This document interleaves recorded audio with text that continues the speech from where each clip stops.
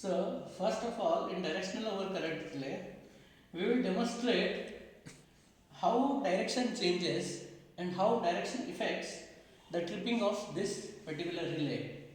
Now, I have said you this angle plays a very crucial role. So, first I will demonstrate uh, the tripping, how tripping is done in one direction and in other direction there is no tripping. Now, we already know the set current is 2.5 volts, 5 amperes. So, now here we can see the current is now 1.7 amperes and angle is 6. Increasing the current, and you can see here the pickup has started, so it means the relay is tripping. So in this direction, when the angle is 6 positive, the relay is tripping. But now I change the direction of angle. You see the direction is changing from 23, now it is 17. Again it will change. Here the direction is negative, and you can see now I have increased. You can see the current over here 3 amperes, but there is no tripping pickup because the angle has gone to the negative direction. So in this particular direction the relay is not tripping, but in this, so this will be your backward direction. And again I change the direction and increase the current. See, for 2.6 it is the tripping is started. So this is the direction where the tripping is started. So this will be our desired direction. Now for making IDMT curve, I will set the current to 3 ampere. Stop this, reset.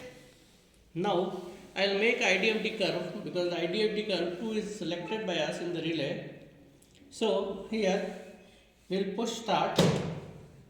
3 ampere current is applied, which we can see in relay. The tripping has started, the timer has started.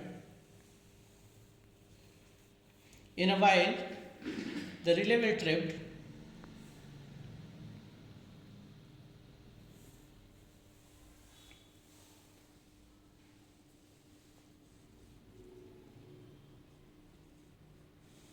Because our set current is 2.5 and the fault current is 3 amperes. So there is very lesser difference. So it will take a longer time to trip. But as we increase the difference, it will take a shorter time. So we can see here, it is taking very long time.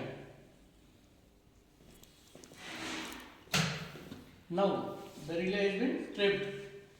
You can see the LED for trip is now on and the timer is stopped for 58 seconds. Now for next reading, next set of reading, reset relay, increase the current a little bit, reset the timer to 00 and again start. Now the current is 5.2.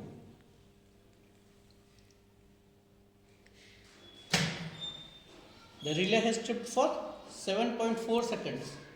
For the next reading, increase it a little bit, reset the timer, reset relay and start. It is like same as the numerical over voltage relay. So the characteristics will be same like numerical voltage relay. For 7 amperes, the different for 7 amperes, the time taken is 3.4. Now increase a little bit, reset relay and start. Now the current is 8.7 amperes and the relay has tripped for 2.1 second. So it is like normally equal to the characteristics what we have seen in overcurrent relay. But if the direction is changed, so whatever high current you go, there is no such tripping. I'll show you. See, I'll show you.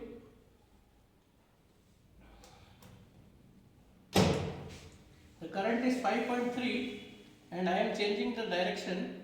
You see, angle 7.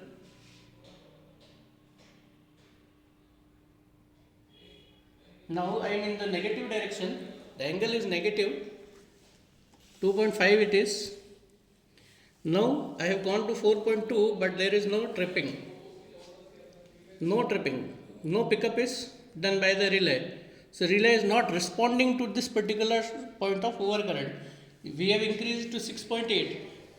Either we can go for 10 amperes also. It will not respond. Now the current is around 9.7, but the relay is not responding in any manner. This is because in this particular direction relay is not working.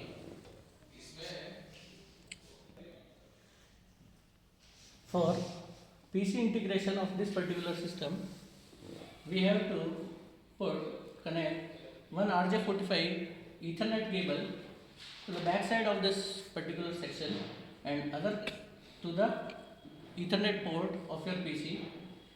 One 9-pin DB9 pin connector is connected through RS232. One number of DB9 connector is connected through a RS432 to USB converter to the USB port of the PC. So these both connections will provide data to our SCADA. Now we have to open Project Manager through Winlog and select across our model number NU DOC and run this project.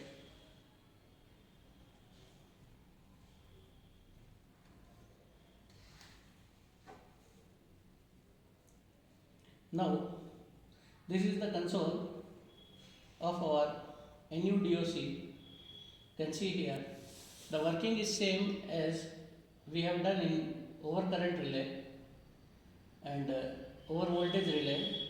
So better you can check on those videos. So this is all about directional overcurrent relay in numerical mode.